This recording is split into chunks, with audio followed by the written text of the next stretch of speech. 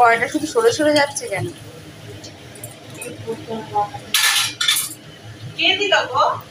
রান্নাটা তবে কিন্তু আমি করছি না, মাংসটা করছে জয়ী। দেখে মনে হচ্ছে কিন্তু দারুণ হবে।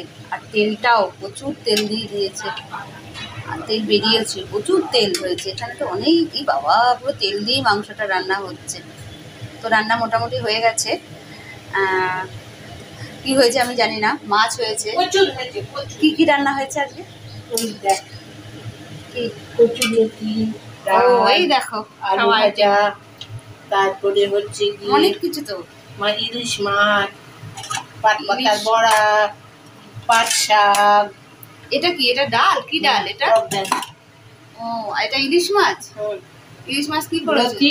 আবার কচুরলতি দিয়ে ইলিশ মাছ, আর ইলিশ মাছ, ওইটা ইলিশ মাছ। বাহ, আজকে অনেক রান্না। বলতে পারবো না দুপুরে। হ্যাঁ, আর এইটা তো আমি খাবো। আমার তো এই মাংসটা ভালো লাগে। আমার মুরগির মাংস ভালো লাগে খেতে, খাসির মাংস তো খাওয়া আমার বারণ। তো এইটা হলেই হয়ে যাবে। দেখেই মনে হচ্ছে খুব সুন্দর হবে রান্না। আর তেল হয়েছে দেখো, অনেক তেল দিয়ে দিয়েছে।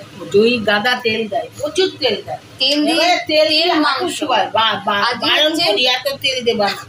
আজকে হচ্ছে তেল দিয়ে মাংস দিয়ে ঝোল, মানে তেলের ঝোল।